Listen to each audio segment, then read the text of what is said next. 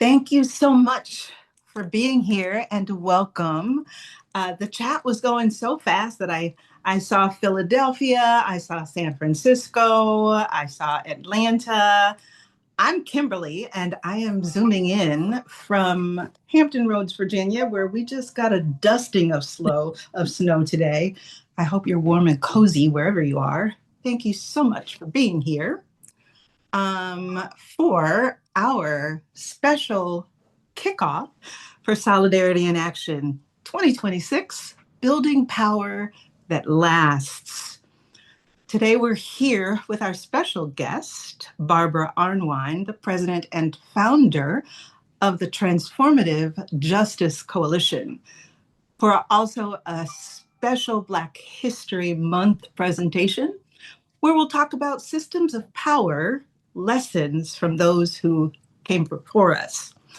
We'll be celebrating Black history and leadership by examining how past organizers built resilient movements. And then we'll go to the next slide. Before we get started, I want to prime the pump a little bit here. We have a quick question for you to consider, and we'd like you to respond in the chat, thinking about the moment that we're in currently.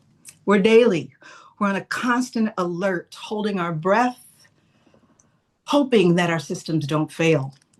As you think about our work together and the work of those movement builders from the past, when you hear the word power as it relates to movement work, what comes to mind?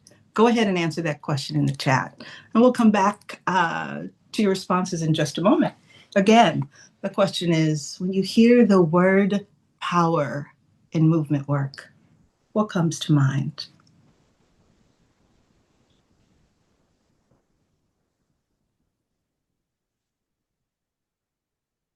All right, we can click once.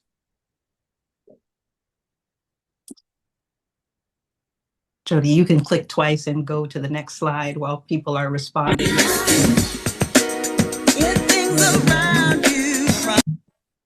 There we go.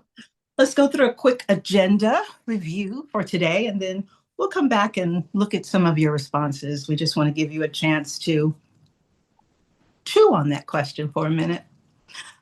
So we hope you feel welcome. We are so incredibly glad that of all of the things that you could be doing today, that you have decided to join us for this special evening.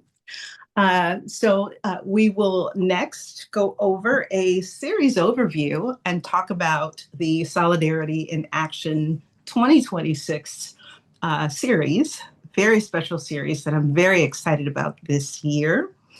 Then I know you didn't come to hear me talk. Let me turn my phone off. I thought I had done that. I know you didn't come to hear me talk. I'm tired of hearing myself talk already.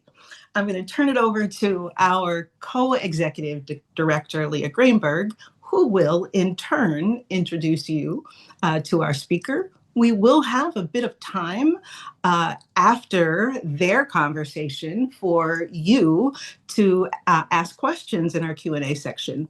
And then we'll come back with some announcements and next steps and a very special call to action for you. Next slide. So just to do a little bit of housekeeping, we are recording this call. And as usual, we will email the links and materials that are shared with you tonight in a follow-up email that you can expect in about 48 hours.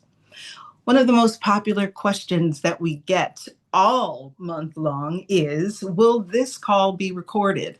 Yes, it will be recorded, and we'll be sharing the link to our YouTube playlist that you can follow so that you get the updates every time we upload a call, even before the email comes out. We'll be sharing that with you at the end of the call. Captions are available for those of you who need to use closed captioning. Just click on the CC at the bottom of the screen. Also, we will be using the Q&A feature for questions. We had close to 4,000 people register for this call, and we simply will not be able to keep up with the chat. So if you have a question that you would like Leah and Barbara, our special guest Barbara, to talk about, then make sure that you use the Q&A function. There'll be lots of questions. Leah will be asking the questions that are upvoted the most. So if you've got a burning question and you see that someone else has asked it, use the upvote section, and the questions that are most frequently asked will be the questions that Leah might have a chance to get to. So we're in webinar format, so everyone will remain muted for this call. So we welcome constructive chat conversations. We welcome constructive conversations in the chat. If for some reason the chat becomes too busy for you and it's difficult for you to focus, you can you can mute the chat. So feel free to do that if that's something that you need to do.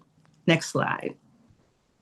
Solidarity in Action 2026 is a year-long speaker series that is designed to strengthen leadership skills, relationships, and practices that sustain people-powered movements over the long haul, grounded in the belief that solidarity is a strategy, not just a value.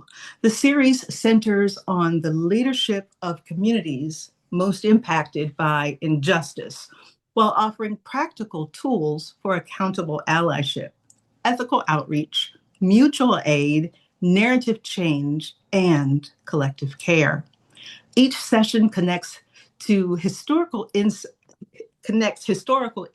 to real-world skill building, helping participants move from learning to action in ways that build power across differences without burning people out. Together, these conversations support leaders in cultivating resilient, inclusive movements that are capable of meeting this moment and staying strong into the future.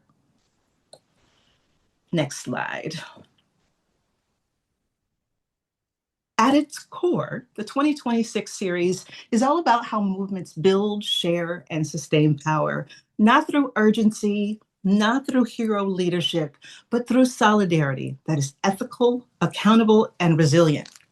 How do we lead in ways that build power across difference without burning people out, as I said before, or leaving anyone behind?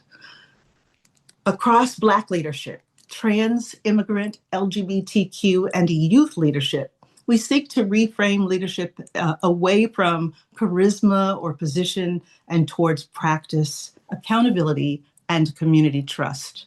From outreach and narrative work to mutual aid and intergenerational engagement, this series shows that power grows between people, and it's not something that is simply imposed. Every month centers on a community that has been historically and are alarmingly currently being marginalized and facing real threat. Not symbolic threat, strategic threat. This is a skills-based series, not a values lecture series. We'll focus on accountable allyship, ethical outreach, narrative discipline, mutual aid design, and movement and resilience and care. This series treats movement care as a leadership competency, a strategic necessity, and a form of resistance. Care, rest, and resilience are positioned not as a retreat, but as how movements stay powerful over the long run. So let's go to the next slide and just take a brief look at our 2026 session lineup. In March, we'll be talking about centering trans leadership and allyship. In April, strategic outreach, leading outreach with solidarity and care. In May, centering immigrant voices and movement work. In June, leading with inclusion, solidarity across the LGBTQ community. In July, intergenerational engagement, super excited about that, building power across generations. In August, we'll talk about shaping narratives and building civic understanding. In September, movement health and resilience. October, Building Community Partnerships, we will have a movement leaders panel discussion with leaders in the field from trans, LGBTQ, messaging, intergenerational youth, and our older generations like me, in a very special panel discussion in October. And then in November, civic education and empowerment that builds lasting power. Just a sneak peek of what we have coming up for you this year.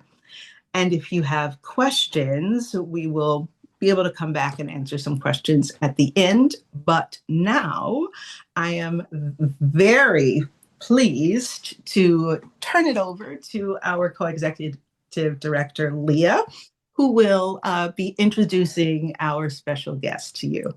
Turning it over to Leah. Thank you. Thank you. Wonderful. Thank you, Kimberly. Thank you, everyone, for joining us here today. I am really excited to welcome Barbara Arnwine to speak with us tonight. I'm going to do a quick intro just so y'all understand how lucky we are to have Barbara here with us tonight. Barbara is a giant in the civil rights and voting rights movement. For decades, she served as president and executive director of the Lawyers Committee for Civil Rights Under Law, where she led some of the most important efforts in the country to defend and enforce the Voting Rights Act. She has been on the front lines of fighting voter suppression, expanding ballot access, holding our democracy accountable long before these battles were in the daily headlines. She now serves as the founder and president of the Transformative Justice Coalition, where she continues to organize, litigate, mobilize communities to protect and strengthen multiracial democracy.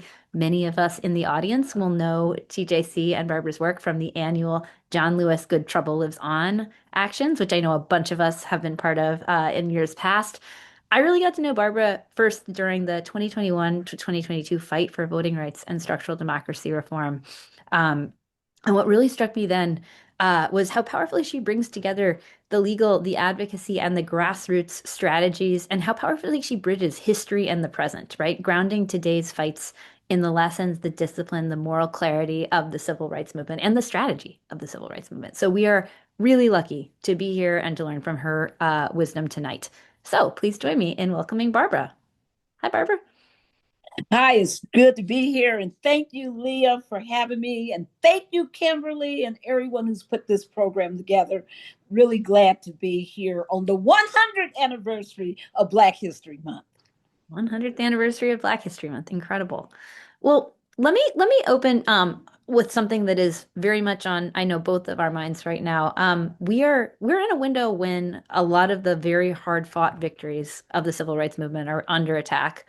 As we speak today, we are awaiting a Supreme Court decision on the Voting Rights Act in Calais, the Calais case that we're both pretty concerned about. How do we think about this moment? How do we build strategies that both defend and advance racial justice? And what lessons from the past should we be pulling into this moment of backlash and attack?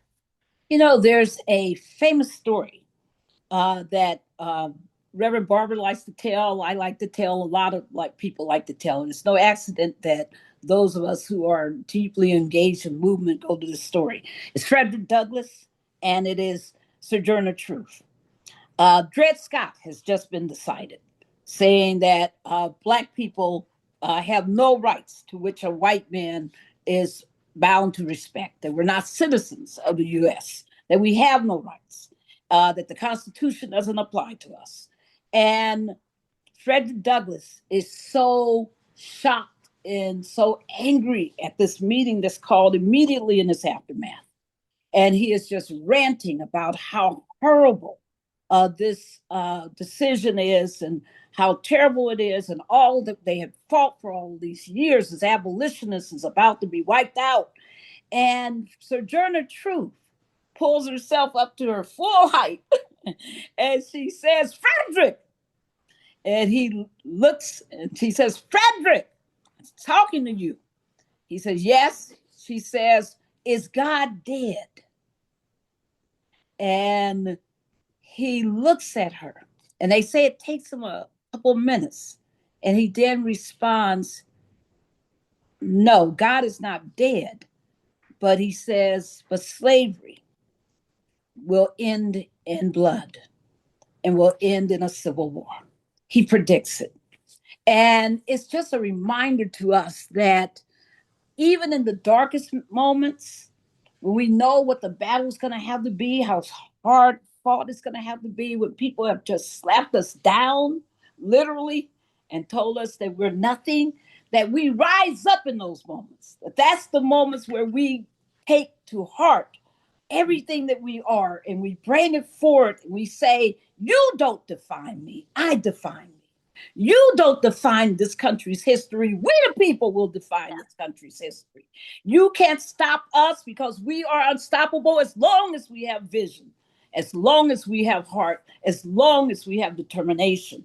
That's what we have to be able to go to. You got to be able to build that source deep in your soul, because otherwise you're going to be running around depressed, right?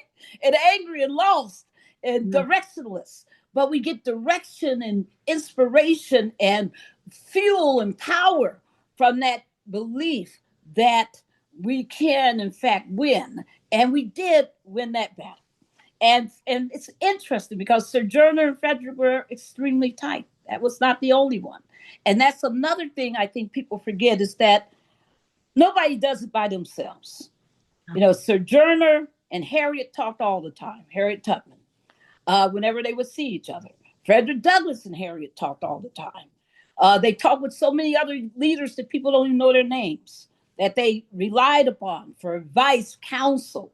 Nobody does it by themselves. If we're not a collective force, then we can have no impact. And that's why it's so important for us to know our history so that we can know what our future can be. Could not agree more. And I just think that's just absolutely crucial advice across so many fronts in this moment, where you've got to hold this within yourself, because the other side's really clear that they intend to define us, and we can't let that happen. Well, let me I think a natural follow-up to that is, as someone who's been working at the intersection of litigation and policy and grassroots organizing for decades, what do you think today's grassroots activists most misunderstand about how change actually happens? People have these bizarre notions that change happens because you're in a leadership position, or change happens because you give a great speech, or you're an influencer with millions of followers and all of this. That's not change, everybody. Change happens when we have a collective vision that we all embrace and that we all commit to working towards. Leah, one of the most fundamentally game-changing moments in my life was in 1994, believe it or not, folks. Yeah, I'm that old. And I was in South Africa right before the anti-apartheid struggle ended by having the constitutional elections. And one thing that struck me that I will never forget as long as I live, if you went into a grocery store, if you just talked to a street merchant, if you talked to somebody cleaning the streets, if you talked to a teacher, if you talked to the highest level professors, whatever, they all had a common mantra, because there was one common vision.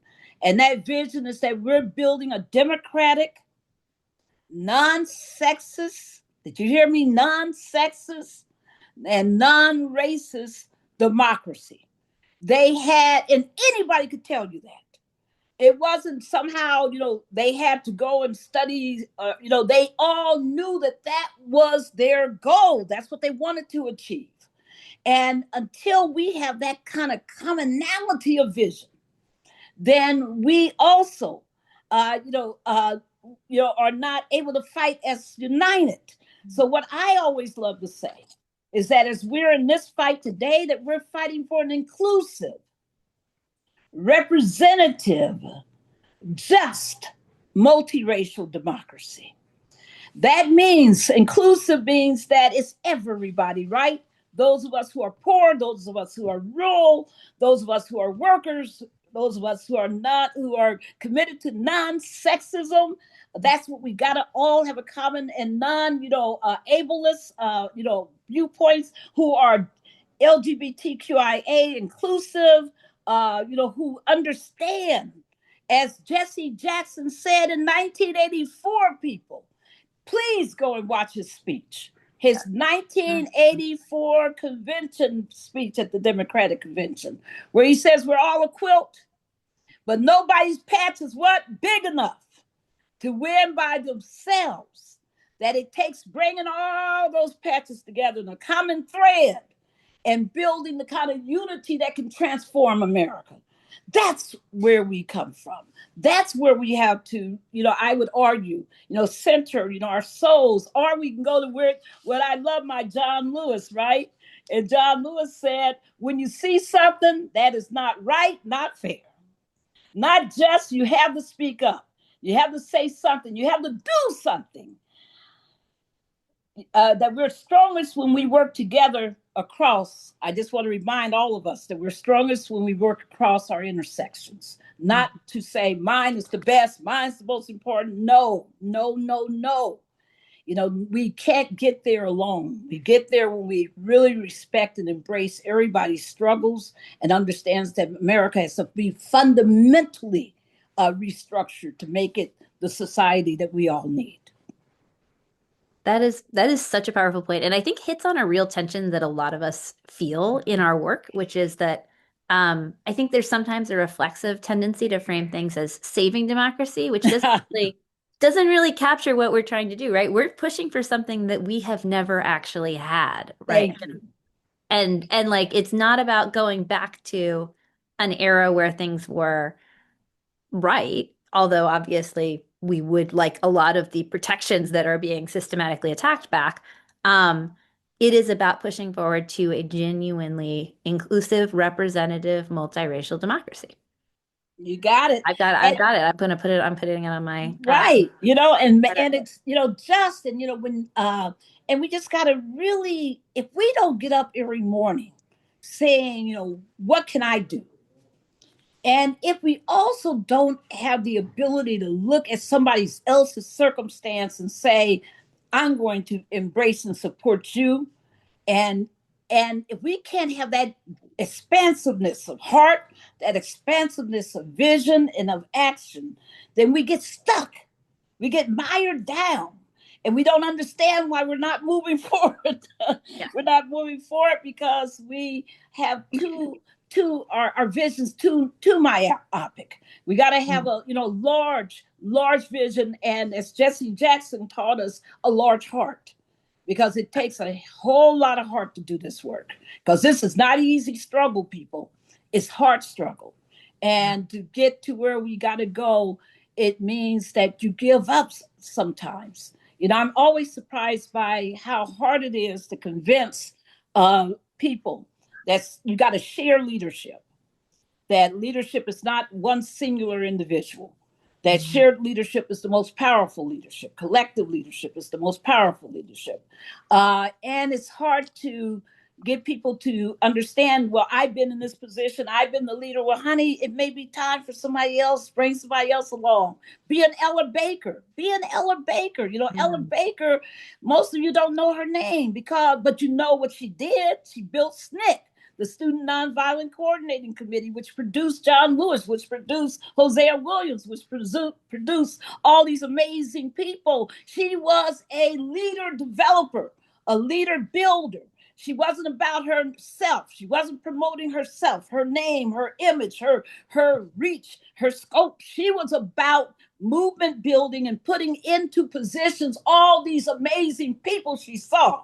The best leaders can look at a person, stay with some person, spend some time with them, and figure out what their strengths are and say, I'm going to build you in that position. And that's what, and if a leader isn't capable of doing that, then they're not really leading, right? I mean, you can role play in any role. You can be elected in role play. You can fight for a position and get it and still role play, but it takes something serious and amazing to be able to say, I understand the sacrifice of leadership, because real leaders are sacrificial. Yeah. That is an incredible point, especially in a moment when, we're both of us working through distributed movements, right? Which require a lot of people to both say, look around and say, I guess I got to do this. I guess I got to take this on. And also, one of the first lessons that we all know is that if you try to do it like heroically all by yourself, you are going to burn out so fast and Oh, yes. nothing good is going to come of that. And so, actually, success in leadership is developing the leadership team. It's developing the set of people, the coalitions, the partnerships, the relationships that are actually going to take you forward. I would love to stay on this question around, or this note around kind of some of the lessons from the civil rights movement too, because again, like as somebody who leads the John Lewis Good Trouble Lives On events, I think you're doing one of the most interesting efforts to connect the history of the civil rights movement to the very real and immediate imperatives of the moment. And I think like over the last year, there's been a lot of conversations where people kind of pull lessons about democracy movements from abroad without recognizing that a lot of those lessons from abroad are actually pulled straight from the civil rights movement itself. So I'm curious if you could just speak about like as you do these events and as you are asking people to really engage with the history, what do you want them to take away from the systems, the strategies, the power dynamics that really made some of these early victories successful? uh you can't, I think there's so many lessons that people need to think about. One of them is, I study leaders and movements to see how they succeeded. And I mean, I really study. I read, Barbara Ransby's book on Ella Baker. I read the books on the various leaders so that I understand what they went through. I don't want to pretend just because I heard something. I really want to know what they actually experienced. And one of the things that you learn is that in addition to what they were able to produce, you got to know about failure. Intersectional failure has defined the progressive movement too long. And intersectional failures where you absolutely fail to understand that you have to address, everybody's issues instead of just thinking that you can only do it one or the other. The suffragist movement was a hell of a fight for the women's vote. Black women were in that movement like crazy. You had people like, so many, women who walked and fought, in that movement. But like Ida B. Wells, Barnett, and others who said, if we're going to fight as Black women, respect us in the movement. And they weren't. They were told to walk in the back of the movement, right? And they were told that they could not be at the forefront because it would make the white men angry to see Black women in equal positions. So it took, that kind of intersectional failure. We're suffering from that today. The women's movement still is stained by that failure to have, an equal vision that we demanded for all women, not just one set of women. Not to say, oh, we'll get it for one set, then we might get it for another. That was the kind of intersection of failure. We saw it in the 60s, where women were doing all this work in the background, relegated to the kitchen, even though they were up there typing and coming up with some of the best strategies and all the stuff. But women were not foregrounded. And the civil rights movement, the racial justice movement, suffered because of that. And it's still trying to recover from some of that. I know people are saying, whoa, yes, I'm serious. That is what's happening, is that you have to be able to have that kind of boldness. That's why, when Dr. King was told by his disciples in Atlanta, that Jesse Jackson was too, quote, brash and too much of a hoglighter, or whatever they said about him, he sent him to Chicago. But what did he do? When he sent him to Chicago, he sent him to study under Addie Wyatt and Winnie Burroughs, two powerful women.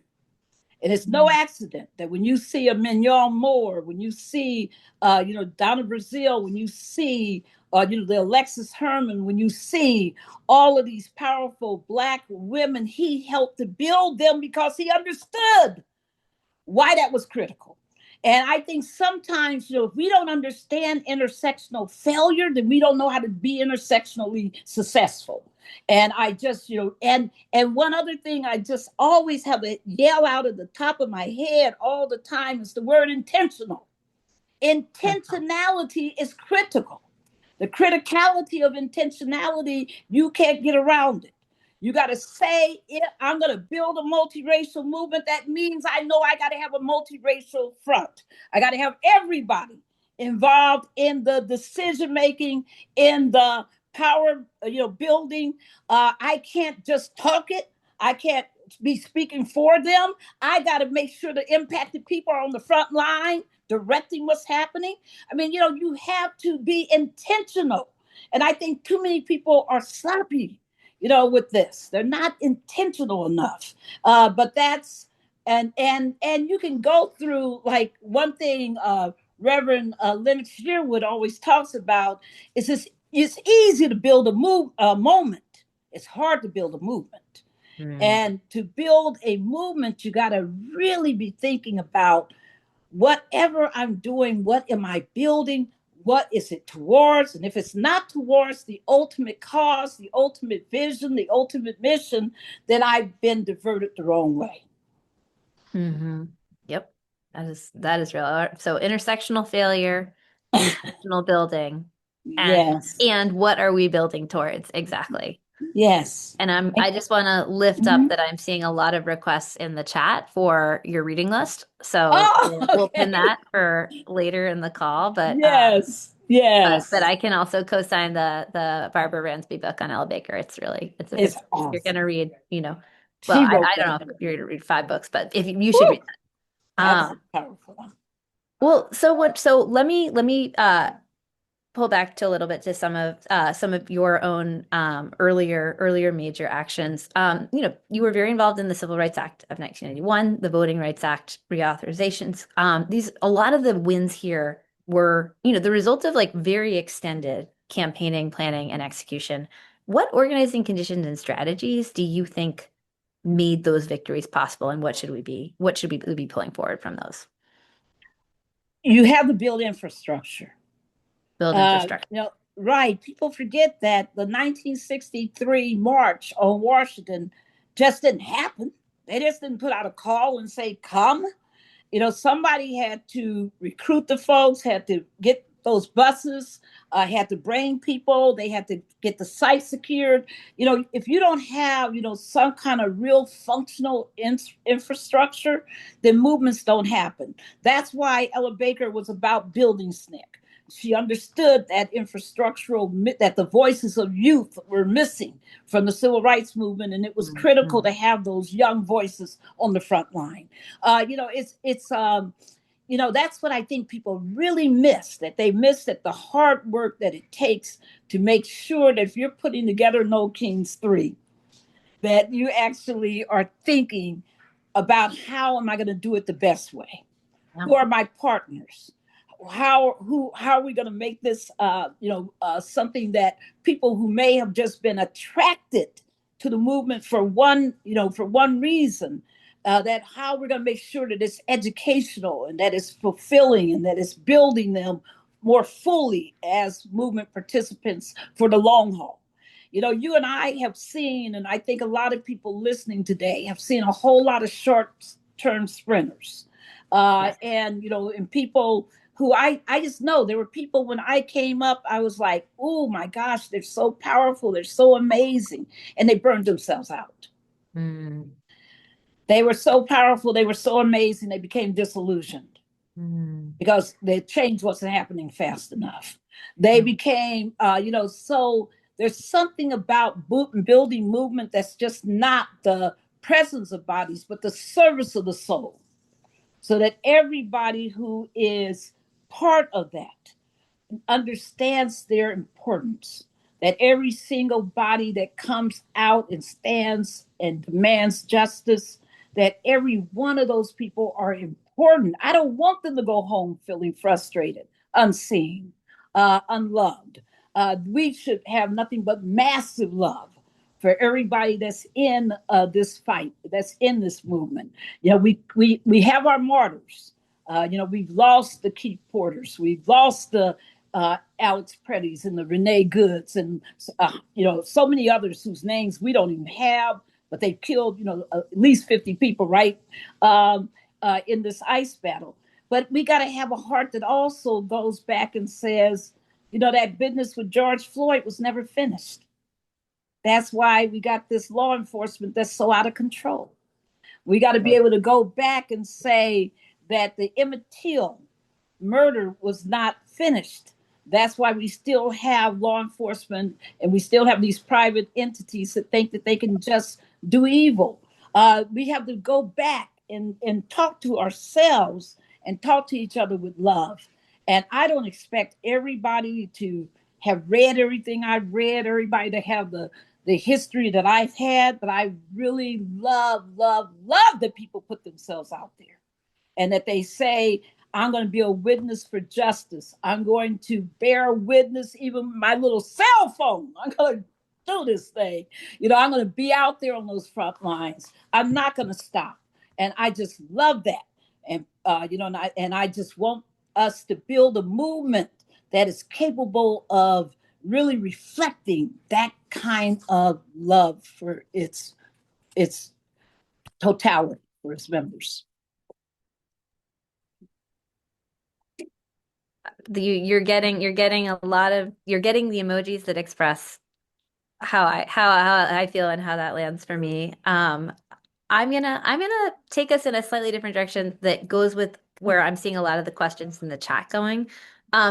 I think a lot of interest in what does it actually mean to operationalize shared leadership? What does it mean right now if I am a local organizer to think about shared leadership, coalition building? How do I do my work differently if I'm really trying to take that to heart? Several different things. We, you know, at TJC, we build, you know, we consciously invest every dollar we can get into building young leaders. And that's because we respect that youth leadership, especially if you're talking about young leaders of color, will not have that sustainability. Their parents don't have that kind of money, but they got that commitment. So we train. And when I say train, it's really a bad word in the sense that it doesn't really reflect what we do. We enhance, we enrich, we embolden, we give people, you know, that range of confidence and capabilities to go out there and to do what they do. Right now, as I mentioned earlier, we're in Houston and we have about a dozen of those young leaders doing the work. And they're building the programs. We're GOTV and people, nonpartisan. And so it's just fantastic to watch what people are capable, but you got to give them those abilities. You got to give them the support, because once we train, we don't turn people loose. We talk constantly. We are constantly finding jobs, constantly doing everything we can to give more and more and more and more opportunity. And when they want to run for office, we're right there with them, you know, saying, yeah, you know, and trying to be supportive. You know, I just think that people, you know, don't understand that when I talk about shared leadership, I really mean that. I mean that you have to be capable of saying, I want to, you know what you want to do. But before you do it, you better talk to some other people and make sure that their decision is being considered, that you're not just doing some kind of, just play, that you're not just calling somebody up and just wasting their time, that you're really listening. 2 ears, 2 ears to hear, 2 ears to hear, 2 eyes to see, 1 mouth to speak. We gotta, have that kind of orientation. And I think so many times we just want to be the leader, and we don't understand that the best leadership is, it's when you have a core. Doris Kearns Goodwin, writes that beautiful book about a team of rivals. MLK practiced a team of rivals. If you don't have the ability to listen to different perspectives and to have a commonality about how you're going to make a decision, some kind of agreement, if it's consensus, if it's majority vote, whatever, you got to have an agreement and a process and respect it. Don't jive on it. Don't have the back meetings before the meeting and then the meeting after the meeting. That's the real meeting. I mean, come on, you have to really do serious work. And I think that the operationalizing it means that whenever you're in a setting and you look around and you don't see diversity, there's a problem.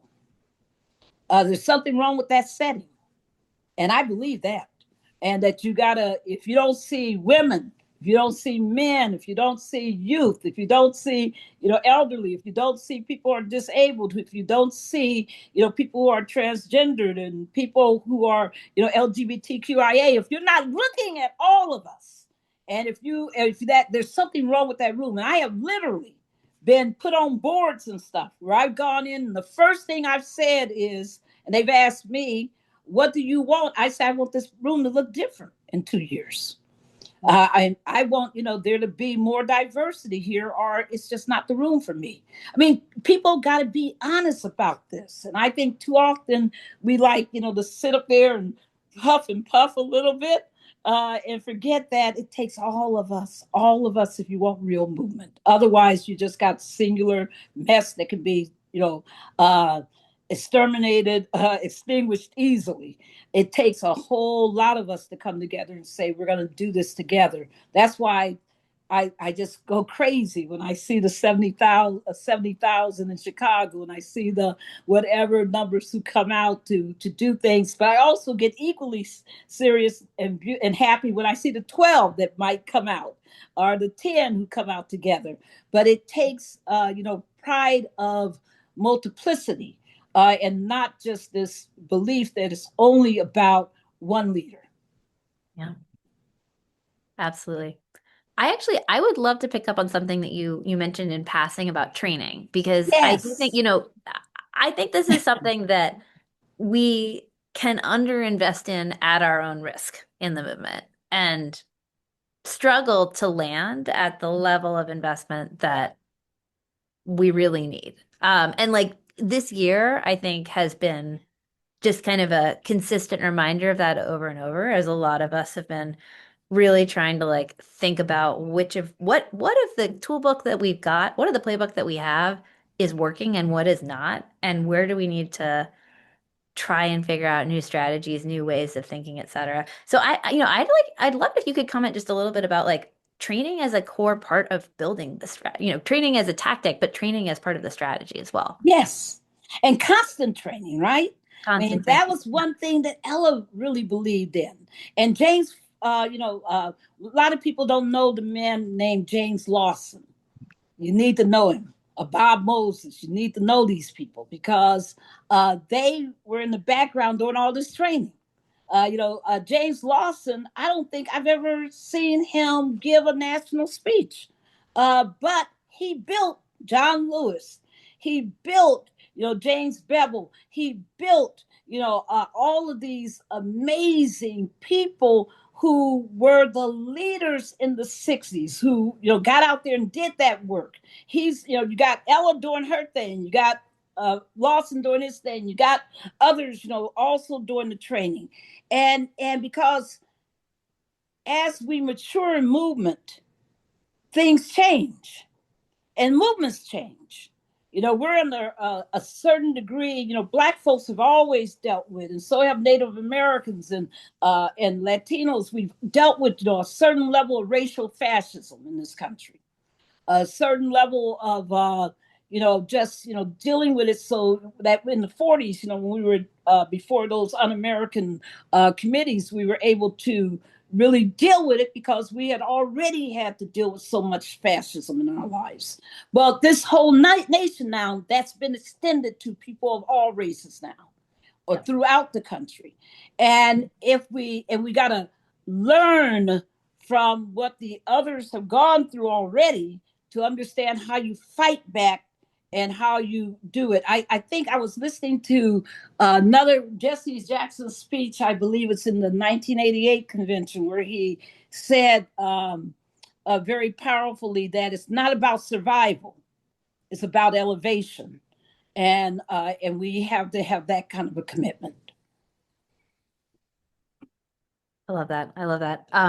I want to try and pull a couple of themes from different questions that are coming out of the chat. There's a lot Okay. of interest in this kind of sense of, sure, we're fighting in the immediate moment, but what are we building towards? And Right. so I see from Freeman asks, what are the steps for building a common vision?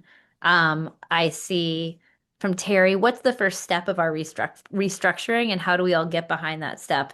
And then anonymously, like, what are the tools for building up with a common intent? So if you could, I think people, there's hunger to hear more about, like, what does it actually mean to build towards that shared vision?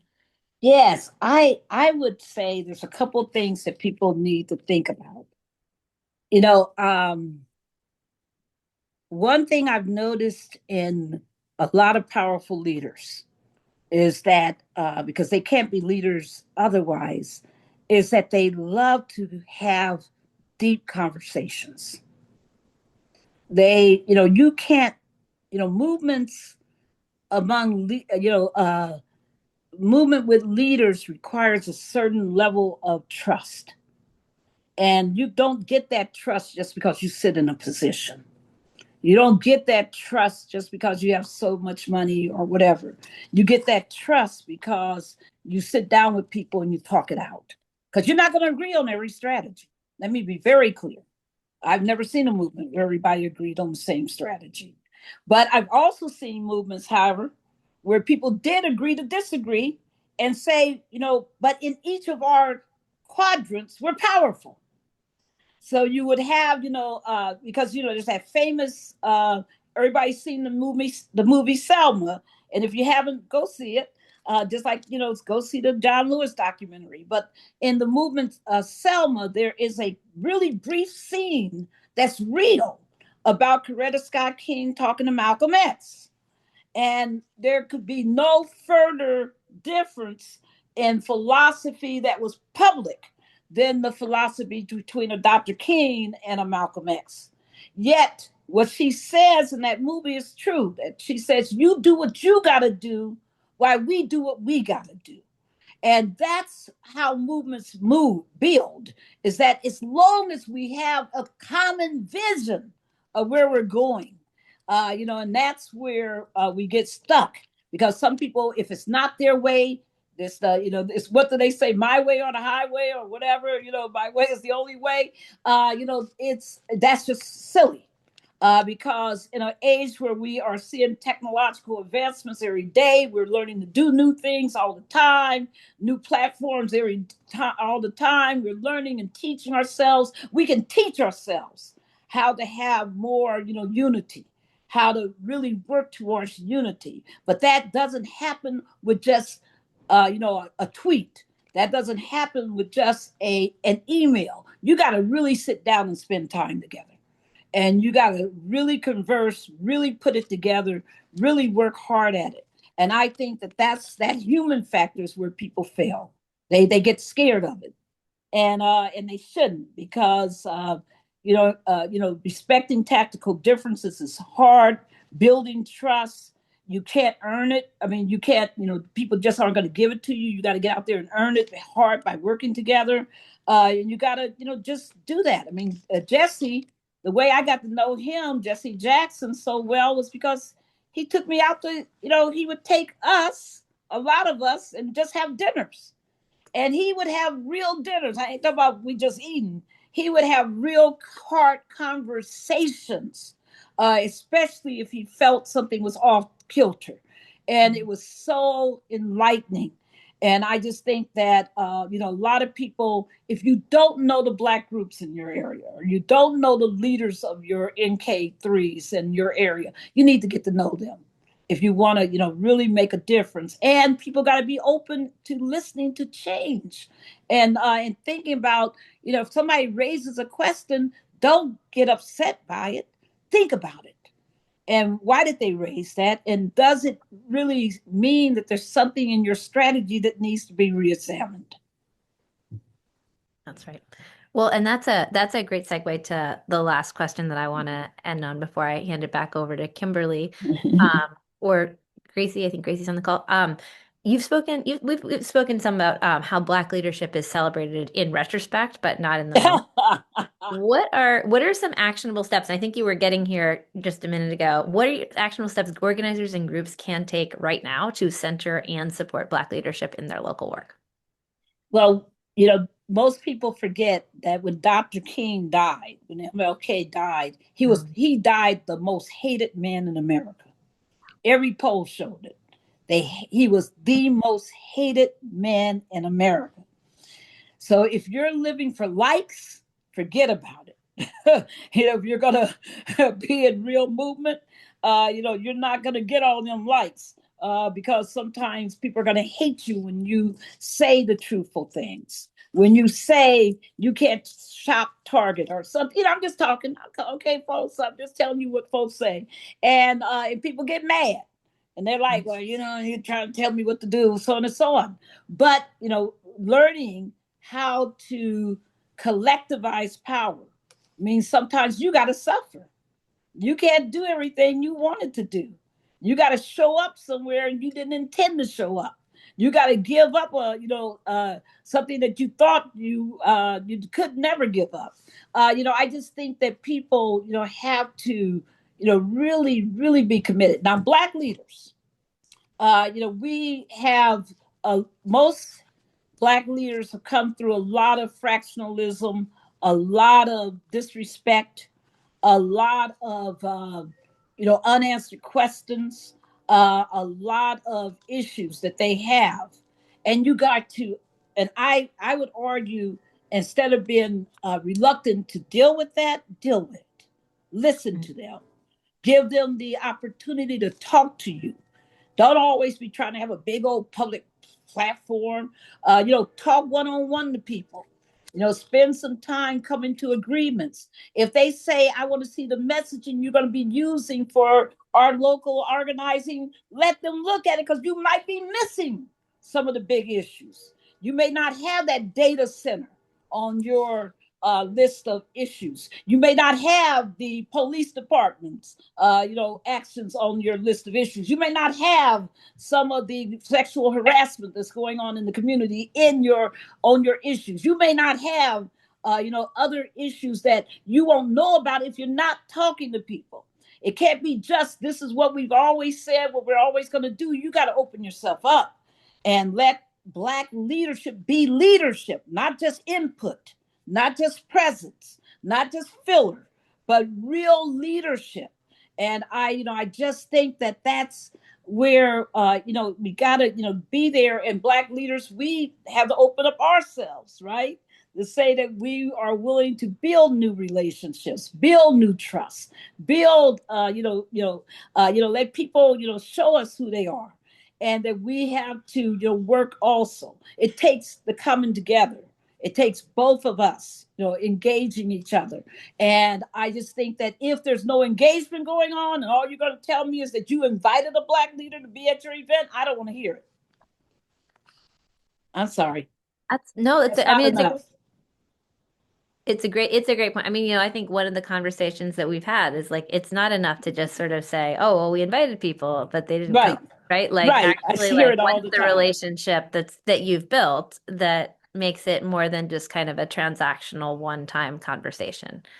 And also, one thing people, I think, forget is that movements are, I said it's hard struggle, but there's a lot of joy in the struggle too.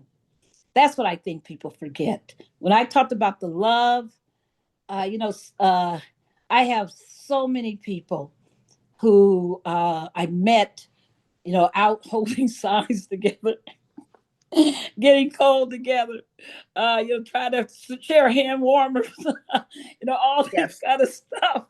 And we built friendships that are meaningful. They're not just, things. I mean, I just think that it's so important for people to understand that movement can be joyful. It can be re-energizing. It can be game changing. When your brain expands to see the world more broadly, when you start caring about others in a way that you never did before, you're more richer. Your heart is bigger. Your vision is bigger. Your understanding is better. And when you start breaking down systems and understanding what kind of systems you're really up against, and not just bad people, then you start thinking even better about how I get to where I need to be. And how do we get to where we need to be? So I just think that, I would urge people to get up, every morning, look in that mirror, which we all do to make sure that we're, ready to go out or whatever, for the day, and just say to yourselves, I'm a hell of a person. I am good because I'm in here. I'm in this movement. I am not going anywhere until we win. I understand what it means to fight. I don't want to see any more of this injustice. I'm not going to let this country be taken over by oligarchs, by selfish eugenicists believing idiots. I'm not going to give the madman, the Mad Hatter, the whole White House and the whole future of this nation. I mean, it's incredibly important that you say, I got that power. I'm going to do whatever I can do. If I only got a dime to spend, I'm going to spend it the way I need to spend it. If I don't have to spend it with you and I can spend it somewhere else, I'm going to do that. If that's going to result in something better. If I got to hold a sign, if I got to just be there, if I can just make a call, whatever I need to do, I'm going to do something to make a difference each and every single day, not just when the cameras are there, not just when there's a call for action. I'm going to be there every single day. There's no better note to end on than that. So I'm not going to add anything. I am just going to turn it back over to Gracie to take us through the final closeout and to, our call to action for tonight. Thank you so much, Barbara. This has been a wonderful conversation. Thea, you are wonderful, and I'm so glad that we have friendship. I'm so great. I'm grateful for it every day, and Yes. thank you to everybody who's joined us. I'm seeing a lot of love in the chat. All right, you. Gracie, over to you. Thanks, everybody. This was so great. I don't have many words to add, so I'll keep it really brief. So one of the things that Barbara highlighted is the need for us to educate ourselves. So the call to action today is going to be around education. And we're going to share with you a piece of resources that Barbara's organization, Transformative Justice Coalition, actually put together. It's around voter suppression. We picked voter suppression because it has been an issue that the Black community has faced like over and over. It's one of the main ways that they deny us political power. So what we're asking for y'all to do is to look at the resource that has been dropped in the chat, or will be dropped in the chat shortly, and find out about the issue that is most commonly related to your local community. So the resource listed about 75 ways that voter suppression shows up. So with that, once you find what the issue is, I want you to think about which tactic that are outlined in the resource show up in your community, past or present. Think about who are the most impacted people in your community when it comes to voter suppression. Think about what patterns do you notice when you connect this present day's issues to the history of Black-led struggles for voting rights. So I'll leave it at that, and I'll say thank you to everybody who showed up today. This was such an inspiring talk. And if you're a group leader and you're interested in applying for a Solidarity in Action mutual aid grant for 2026, great news. We're kicking off in March. Join us for the launch call on March 12th at 6:30 Eastern Time.